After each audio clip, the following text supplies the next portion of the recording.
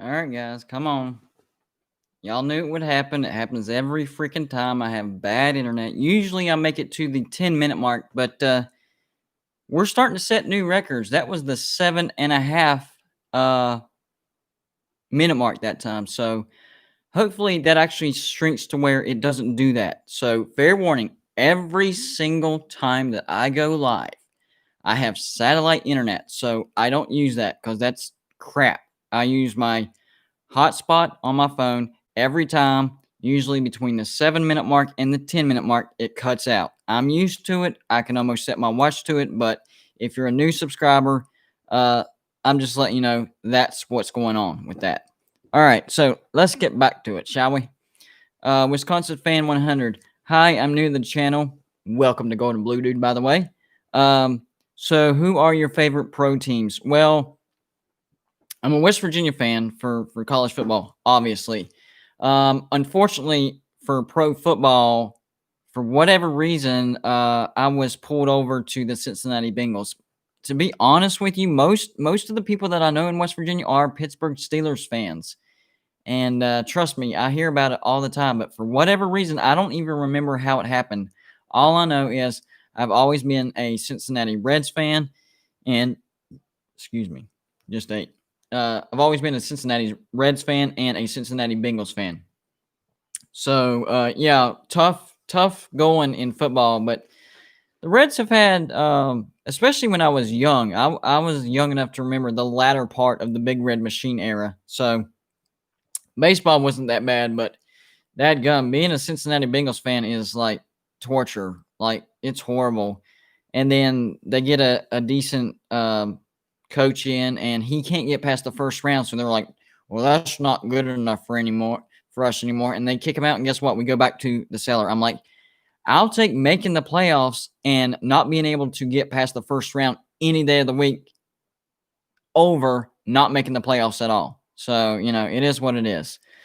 Pitt says, I'm from Pittsburgh, but a Green Bay fan. Whoa.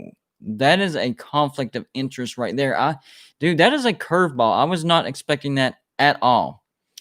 Wisconsin Fan 100 says, my grandpa lives in West Virginia, so I know a lot of Steelers fans. Yeah, and they definitely they'll let you know they're a Steelers fan without even saying anything. Those stupid towels. Man, I hate those things.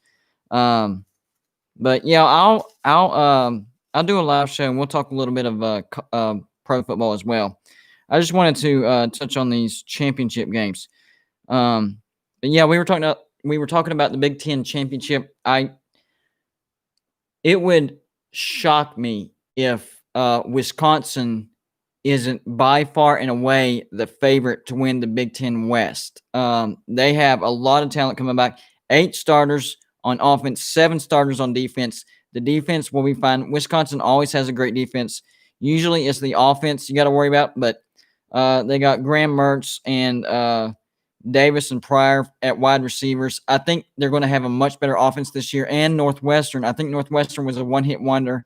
Northwestern had a great defense last year, but they didn't have any offense. And what little offense they had just transferred because their quarterback Ramsey transferred. So, yeah, I think Northwestern takes a big step back. And the only team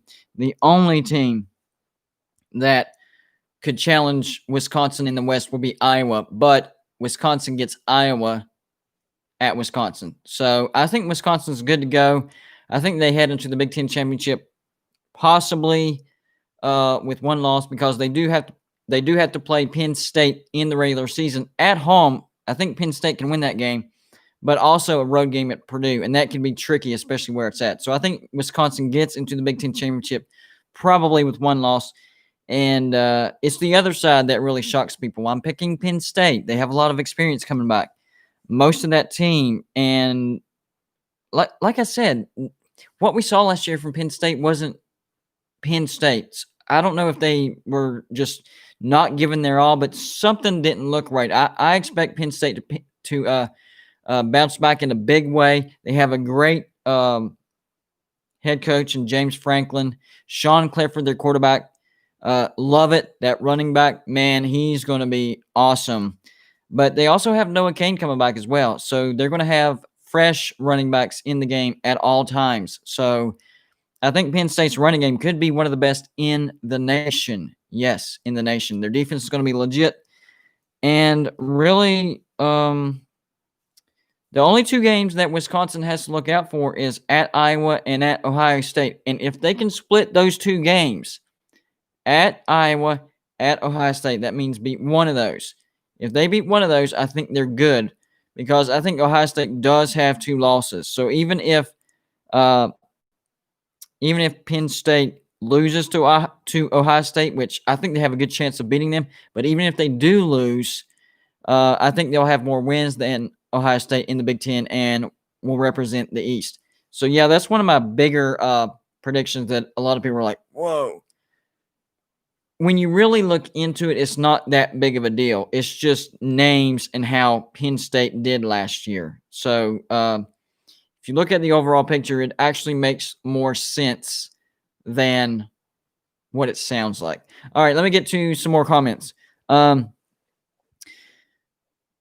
Pitt says, I have the Badgers winning the Big Ten. That's not a bad pick. I definitely have them in the Big Ten championship, and I have them playing Penn State, and that would favor Wisconsin, and they would have already played Penn State in the year in Madison. So that's not a bad pick at all, Pitt.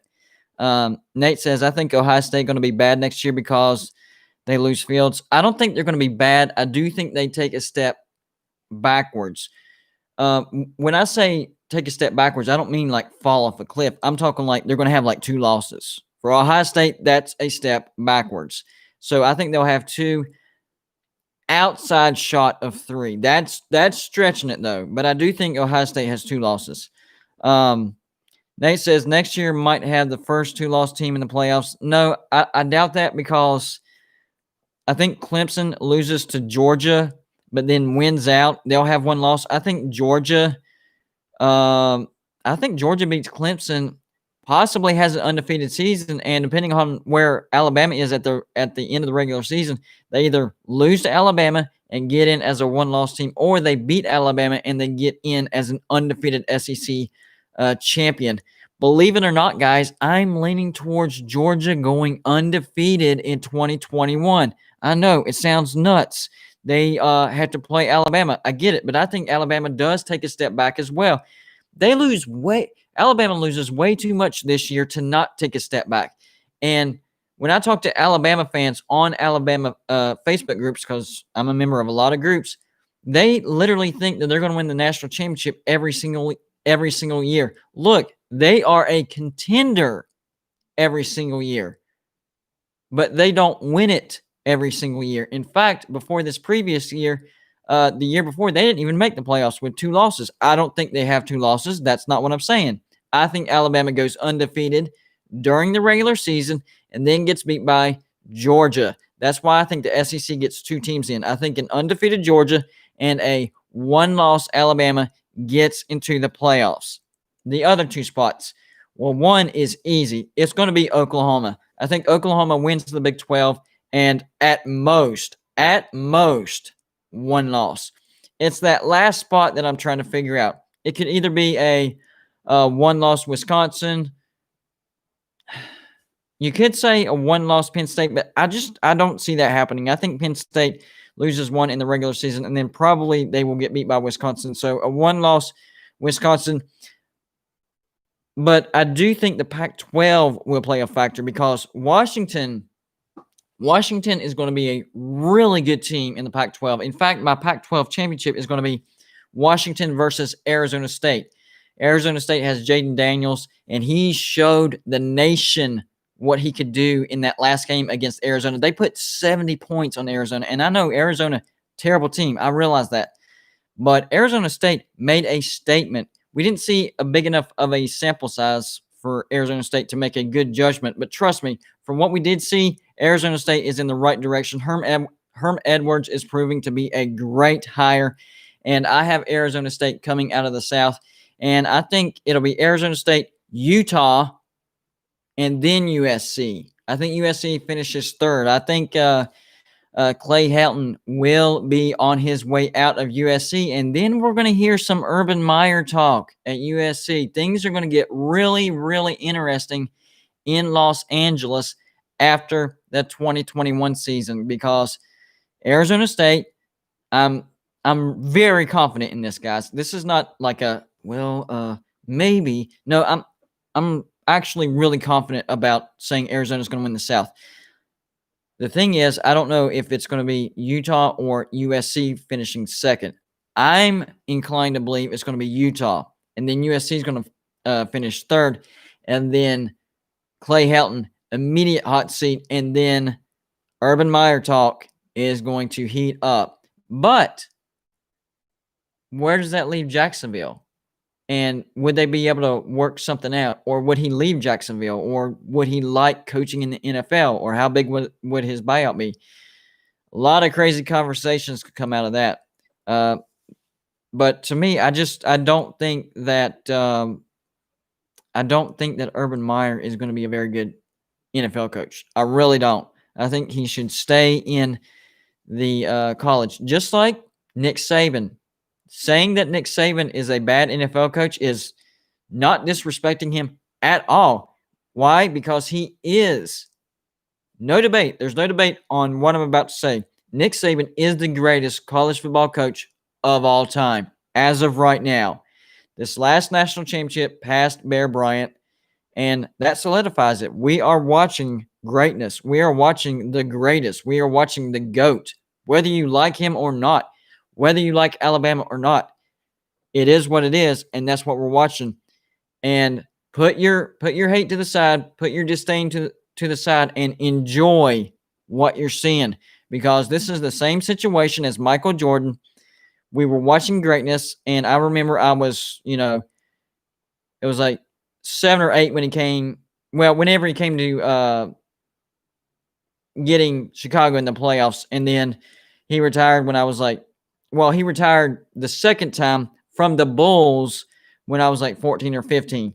And I was starting to get irritated, like, man, it's going to be the Bulls because Michael Jordan's back. And, whoever wins, whoever has Michael Jordan, they're going to, you don't realize to enjoy the greatness. And now I wish I could go back and just, flick myself in the head and be like, hey, dummy. You're going to miss this guy. You're going to miss watching Michael Jordan in the NBA. Soak it in. Enjoy it. So I'm not going to do that again. I'm going to soak this in. I'm going to enjoy watching the greatest college football coach of all time. And no, I can't stand Alabama, but it's not because I don't like the university. It's just because they're too dang successful. When you start becoming a dynasty, people start to hate you. It comes with the territory. Same with the New England Patriots. But that dynasty is pretty much over. All right, so I rambled big time on that one, guys. Sorry, my bad. Let's get back to the comments real quick. All right, so it says we got 3 tough home games in a row. Clemson, Miami, North Carolina. That's loss. Sorry, bud. Nate says Miami is so bad. I don't think they're so bad, but I just think North Carolina is going to be way better. They are overrated. I do agree with that.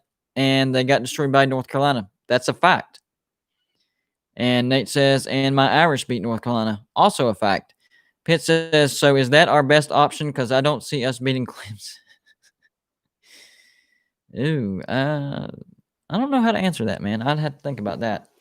Nate says Penn State might still suck next year. I mean, yeah, it's possible. I just think the pieces are still there. They had a complete team last year, but they didn't handle the COVID season very well, and they had immediate opt-outs at the beginning of the season. We're going to see a much improved Penn State. Talkus Pitt says, I have Pitt. I can't even finish that sentence, man. For real? Dude, I have Pitt going 7-5. 9-3, that's, man, come on, man. Not 9-3. No, I don't agree with that. Raven Vane. Am I pronouncing that right? Raven Vane. I haven't seen that. What I miss? Well, you just missed me rambling a lot. That's pretty much it.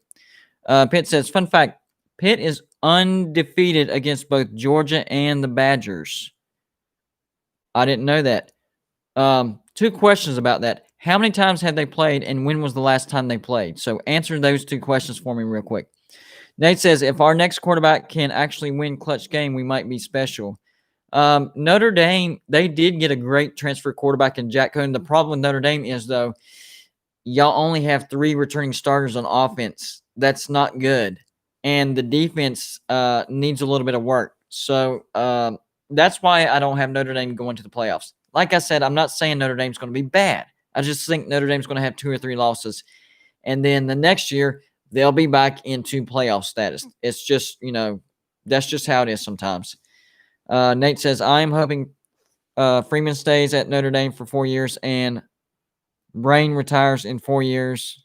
Brian retires in 4 years, and he is our next head coach. That actually makes some sense. I can see why you would say that. And one of my longtime subscribers, I don't say this enough, Scott, man, he was one of my OGS, my original subscribers. He's saying hit the like button. I would much appreciate if you hit the like button just to let me know that you like the live stream. Don't feel like it's an obligation or anything like that, but just hitting the like button lets me know that you're enjoying what you're seeing. So thanks for the shout out, Scott. Pitt says we got a transfer quarterback from Arizona State. I didn't know that. What's the name? Give me the name and some background on that. Sorry about the shaky. I had to switch foundations for my laptop because the way my studio's set up, the way I set it up, and the way the ceiling touches the wall, I had to come down, and I'm kind of too high up off the ground, and the desk is lower. Like the desk is probably about a foot lower than what you're seeing back there. So I had to build this little foundation under the laptop, and it's still a little shaky. So, I'm going to work on that, and we'll get it fixed. I'm just letting you know why it's a little shaky sometimes. All right, so Scott says Utah should be at least top 3 in the Pac-12 given what they got in transfers. Yes, that's why I think Utah is going to be 2 in the Pac-12 South. I have this feeling that Arizona State's going to be a monster in the Pac-12. And the thing about Arizona State also is their schedule is nice. Not a tough schedule at all. 2 tough road games. I will say this. 2 tough road games. At Utah, at Washington. If they can split that, they're good to go. They get USC at home. That's a win in my eyes. So I have Arizona State going to Pac-12 championship with probably 2 losses. I think they'll have the head-to-head over Utah. Utah will probably have 2 losses, and that'll put Utah at number 2. Does that make sense? Too bad if it don't, because that's facts. They'll have the same amount of losses, but Arizona State will have the tiebreaker. There you go. I broke it down for you. But Washington, that's the team that I really want to talk about. They returned all 11 starters on offense. They were a complete team in 2020. People don't realize this. They were a complete team in 2020. The problem was COVID. Washington was the best team in the Pac-12 in 2020. I'm telling you, they just didn't get to play in the championship game. So all 11 starters are back. 8 of their starters on defense is back. That's like 80% of your starters coming back. That's why I have Washington winning the North. Their toughest road games at Michigan, that's not all that bad. And then at Colorado. That can be tricky, but Colorado's not all that good. They have a decent offense. Colorado has a defense offense, but a terrible defense. And then they get Arizona State and Oregon at home. So those 2 games I think will be the key games. Arizona State and Oregon, because I think Arizona State wins the South. So that'll give both of these teams something to gauge their opponent on, because they'll have a previous game against their opponent earlier in the year. Also, big controversy in the Big 12 as far as my predictions. Of course, I have Oklahoma making the Big 12 championship. The other team that I have making the Big 12 championship is actually Kansas State. I know. You're rolling your eyes. They went 4-6 last year. But listen, people are underestimating Chris Klieman. He came from North Dakota State, won many, many, many national championships at the FCS level. So he has the championship mentality. This past year, was kind of the one-off. If you look at Kansas State before this year, they were actually in a upward trajectory. So Kansas State was one of those teams that was affected pretty strongly by COVID, and Skylar Thompson, that dynamic dual threat quarterback for Kansas State, was injured. He's going to be at full health. Chris Klieman's still there, still coaching that championship mentality. Decent schedule, very manageable schedule. Here's their toughest road games at Oklahoma State. I'm telling you, Oklahoma State's going to take a massive step backwards, and Mike Gundy is going to be fired. That's not going to be a problem for Kansas State. At Texas, they just fired Tom Herman. Sam Ehlinger is gone, and that defense is trashed. That's a win. At Texas Tech, believe it or not, that's the one that I'm most concerned about because Texas Tech is tricky. Even when they are absolutely terrible, somehow, some way, they can pull off a massive upset at home. And then, of course, they get Iowa State, Oklahoma, TCU, and West Virginia at home. The only team that I think that Kansas State will have problems with as far as contending for that second spot, Iowa State. They do get Brock Purdy and Breece Hall. But I just think Kansas State getting Iowa State at home, and I think Iowa State has some other unexpected losses, say to, I don't know, West Virginia. That's going to be on the road. And I think West Virginia is going to be more improved. I think the top five for the Big 12 is going to be Oklahoma, Kansas State, Iowa State, West Virginia, and then Texas. I don't expect Oklahoma State to finish in the top five. I had them in the top five there for a second, but the more I looked at it, no. Gundy's going to be gone too. So Oklahoma versus Kansas State. I expect Oklahoma to beat Kansas State both times because that's how good Oklahoma's going to be. Spencer Rattler's going to be back. They do lose Stevenson, their running back, but Kennedy Brooks comes back. He was out last year, and he was their leading running back before Stevenson. So they won't miss a beat on that. Mario Williams, their wide receiver. And Oklahoma is starting to have a legit defense because of that defensive coordinator, Alex Grinch. That guy is a defensive genius. He had Oklahoma in the top 20 in defense last year. He's going to do it again. Oklahoma is going to be a juggernaut in the Big 12, and they will make the playoffs. It's going to be close between Kansas State and Iowa State, but like I said, I think the tiebreaker will be the game in Manhattan where Kansas State, and it will be a mild upset. I think Kansas State upsets Iowa State, and that's what will clinch them the Big 12 championship berth. All right, so let me see what kind of blowback I got from that one. I know I got some blowback on that one for sure.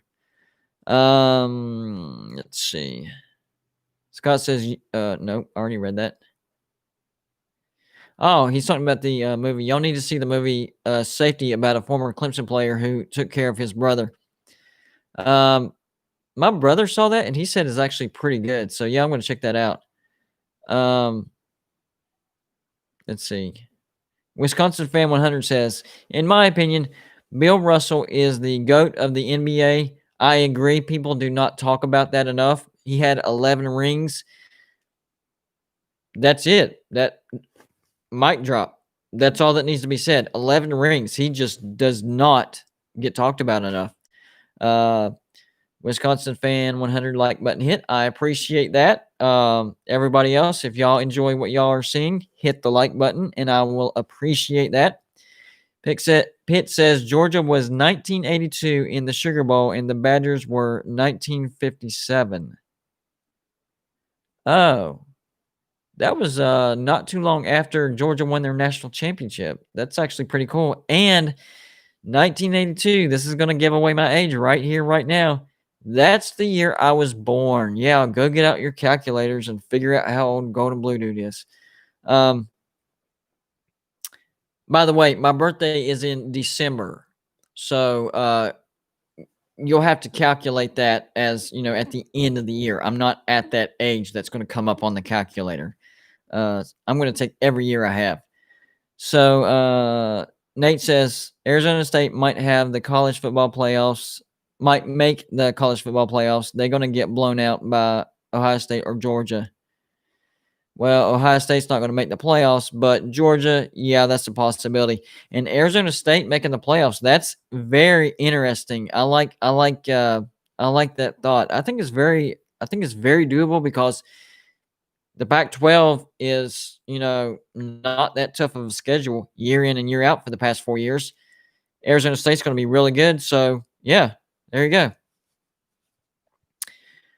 Wisconsin fan 100. Colorado Stadium has great views. Yes, that stadium is strange. Strange. Um, it does have great views. I will give you that 100%. But the second thing is the air is noticeably thin, and I know it's Denver. That should be common sense.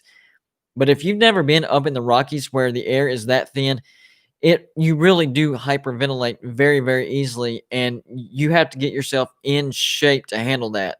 That's why that home field advantage for Colorado it's pretty big, guys. People don't realize it. But apparently Colorado has just sucked they've just sucked so bad for so long that it doesn't matter. So and the shape of the stadium, it's horseshoe-ish, but one side is thicker than the other. It's one level. One side's thicker than the other, but it goes around like a horseshoe, and then like little high school stands on the other end zone. If y'all haven't checked it out, I have actually done videos on the weirdest looking stadiums in each conference, except for the Group of Five. I need to go back and do those. And Colorado is in my Pac-12, so if y'all haven't seen those, whenever I'm done with the live stream, go check out the weirdest looking stadiums in each conference. I need to go back and make playlists. That way it's all in one spot. I haven't had the time, so you'll have to do a little bit of digging. I apologize about that. Pitt says Pitt only loses 3 people on defense and nobody on offense. Yes, but they need to get better. So until I see actual improvement, like on the field play, then that doesn't really mean anything. I'm not saying Pitt's going to be bad. Don't get it twisted. I just think manage your expectations at this point until your eyes tell you something different. I think Pitt's a 7-5 football team. Raven Vane says, I think Iowa State gets back to the Big 12 championship. That's not a stretch at all. And I don't blame you for thinking that at all. That's the coin flip for me. I think it's either or, Iowa State or Kansas State. I just think the tiebreaker is going to be Kansas State beats Iowa State in Manhattan in a slight upset. So yeah, I can't trash talk that. I'm not going to. That's not a bad pick at all. Not at all.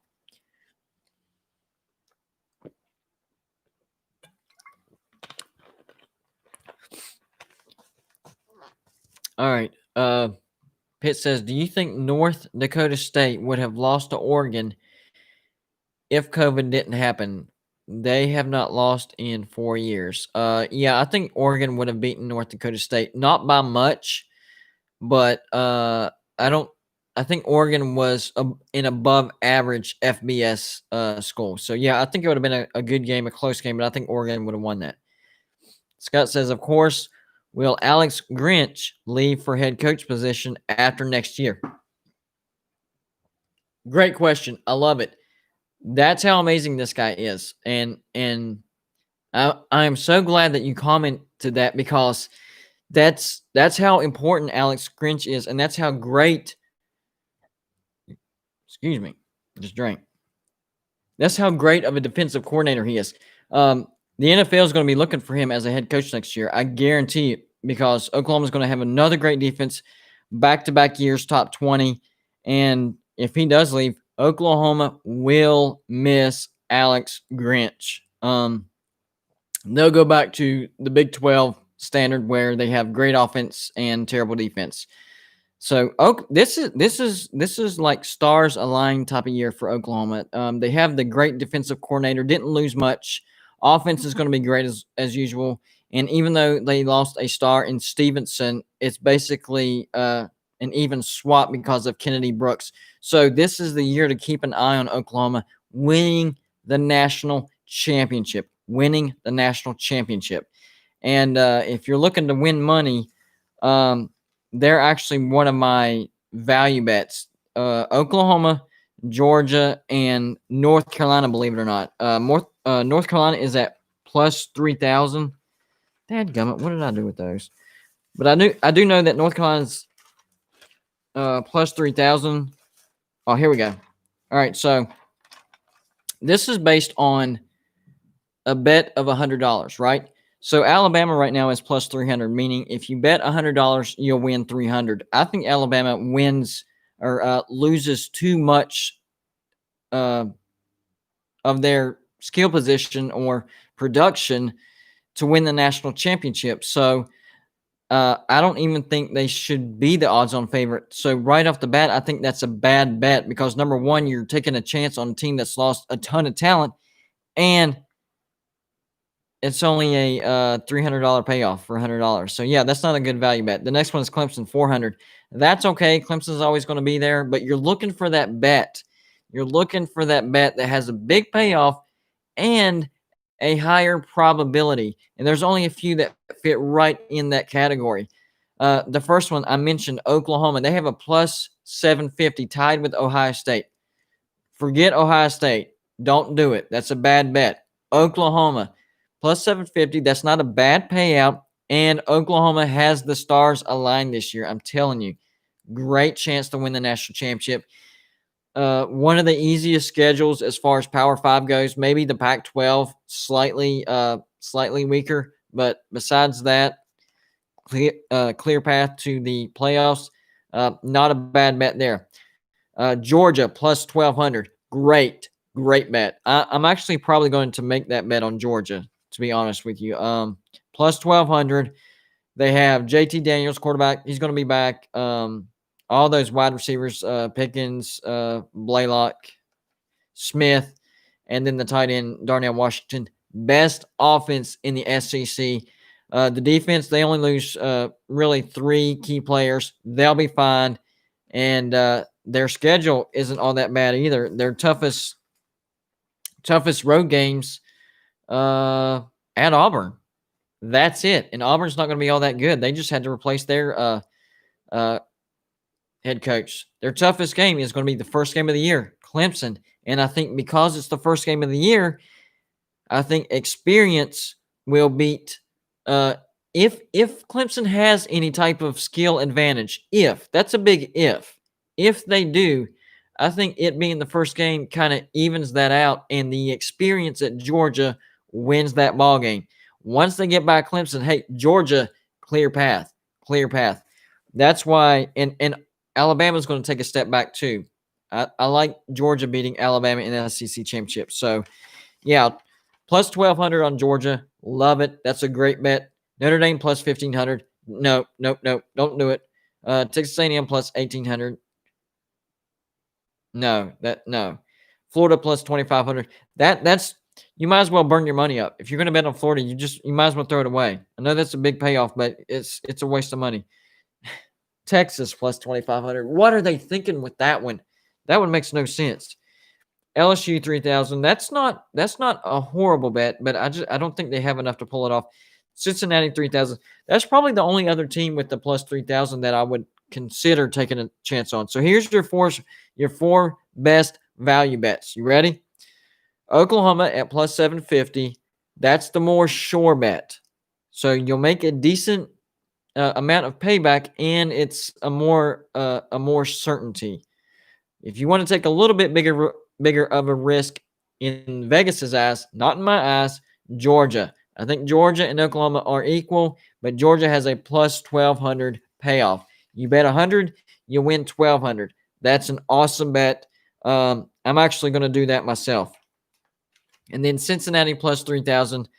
I don't have the balls to do that not because Cincinnati's not good, but the playoff committee has proven that they're not going to let the group of 5 in. I think Cincinnati beats Notre Dame, and I think they beat Indiana. But I still think the playoff committee is not going to let them in. And that's why I think North Carolina would be the best plus 3,000 bet. So you would bet $100 on North Carolina, you win back 3,000. So four top bets, Oklahoma plus 750, Georgia plus 1,200, and three. Oh, I was thinking Cincinnati. Scratch Cincinnati. Top 3. Oklahoma plus 750, Georgia plus 1,200, and North Carolina plus 3,000. So, this would be a wise bet right here. This is some betting advice. So if you're going to do that, what I would do is take $300 and put $100 on each. 100 on Oklahoma, 100 on Georgia, and 100 on North Carolina. You're increasing your odds of winning, but you're picking teams with higher payoffs. So that's the way I would do it. And either way, you're going to win money. That's probably what I'm going to do exactly. And to be honest with you, if I do that, I'm like, please, North Carolina, I'm hoping you're the one that wins it because you have the biggest payoff. But you gotta cover all bases. So North Carolina, Georgia, and Oklahoma are the three best value bets in my opinion. All right, let's get back to the comments real quick. By the way, if you're a new listener to the show, don't forget to hit the like button to let me know you like the show, and hit the subscribe button. We have a lot of great subscribers over here. We're very active. We nobody puts up a front. We're all ourselves, and we tell it like it is. We give you our honest opinion. Sometimes we disagree, but in this group, that's okay. It's okay to disagree. So if you are the type of person that doesn't like having to try to be perfect all the time, this is the group for you. Let's see. Oh, Wisconsin fan 100. What do you think about Hank Aaron passing away?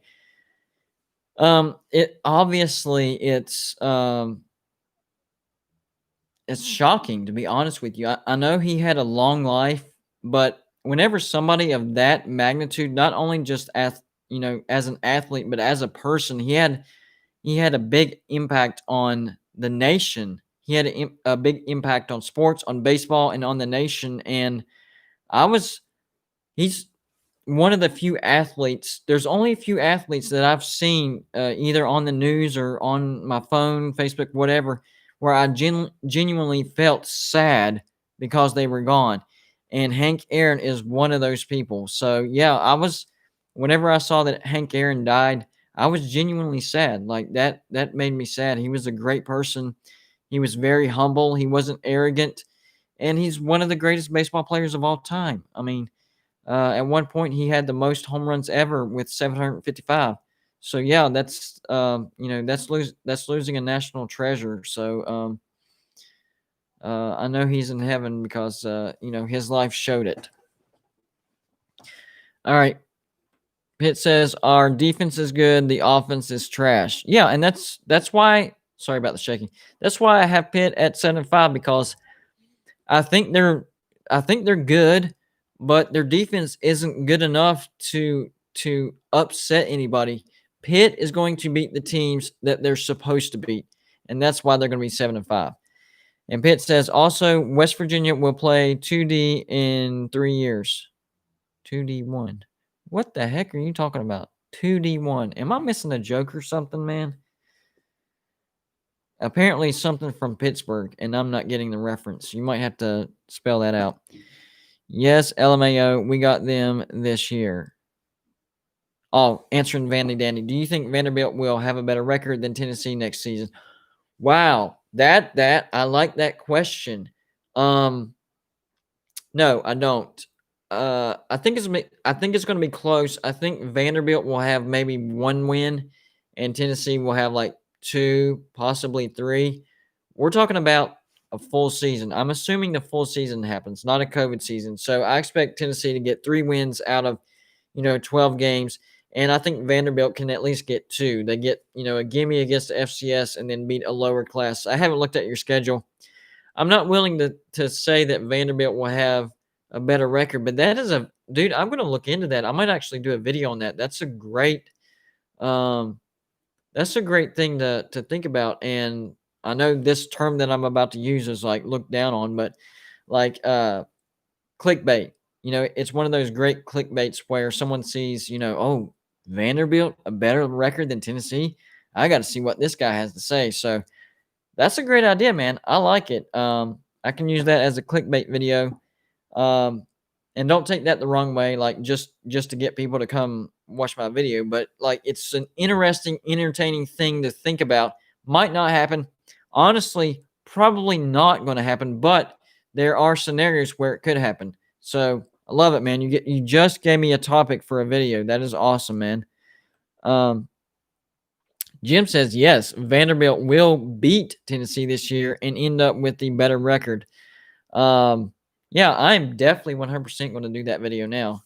Love it. Interesting. Very interesting. Pitt says we got the Vols' second game of the season. That's a win. And Wisconsin fan 100 says Pitt versus Tennessee is a win for Pitt. Everybody's in agreement. Pitt is going to beat Tennessee. I think it's unanimous. Let me scroll on down real quick here, guys. Kind of got behind. All right, here we go.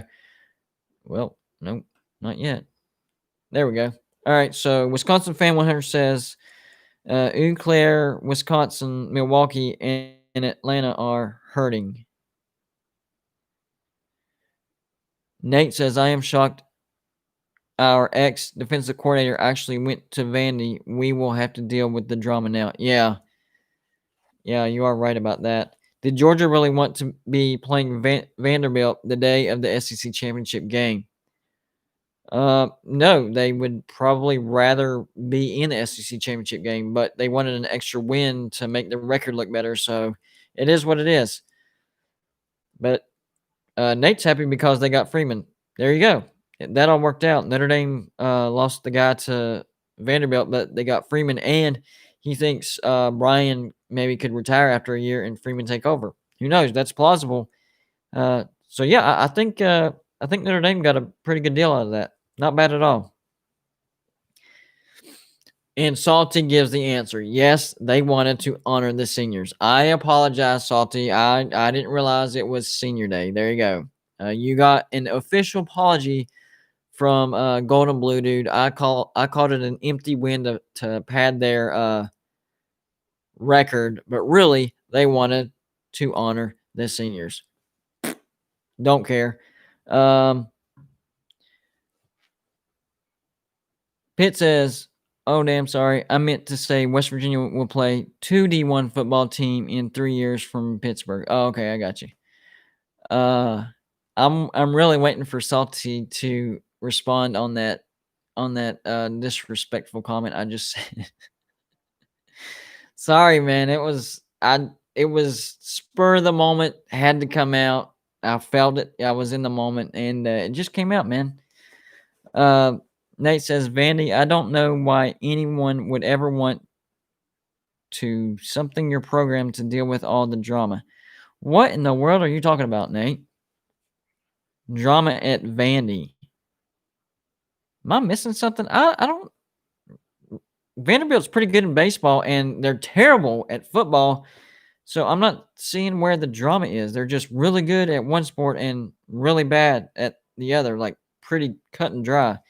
Timothy Kelchner, man. Love the last name, as usual. Timothy Jake the Snake Kelchner. If y'all don't know what I'm talking about, go Google 1993 West Virginia undefeated team. He says, yeah, but it's not like Vandy is going to the SEC championship anytime soon. Yep. That is a fact. Jim says, do the Vandy, Tennessee video. I'm going to, man. Like, it's going to happen. I like the idea now, and it's ingrained in my brain. And once it's in there, it's going to happen. So, yeah, I guarantee it, guys. I don't know what day, but it's going to happen. Then Vandy Danny says, Nate Beast, there is no more drama now that Mason and Sarah Fuller are gone. Yes. That's what he was talking about. Okay, I got you.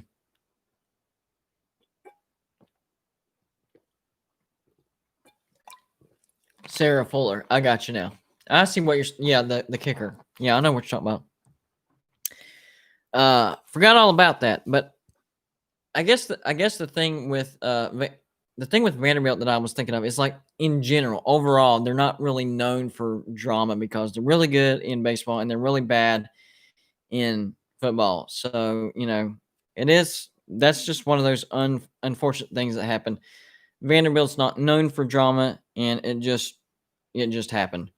Guys, I'm going to get off here. It's getting kind of late. This was a fun one, guys. I really enjoyed myself. I love talking with you guys. I'll probably do a I'm going to call it the Freestyle with Golden Blue Dude every Friday night. We'll make this a regular thing. And then I'll still do my random, whenever something crazy or when something pops in my head, I'll do a live. Y'all know how I work, but this right here is, dang, I keep burping. This right here is going to be a regular thing. So we're going to do the Freestyle with Golden Blue Dude on Friday nights at 10 o'clock. Let me finish this real quick.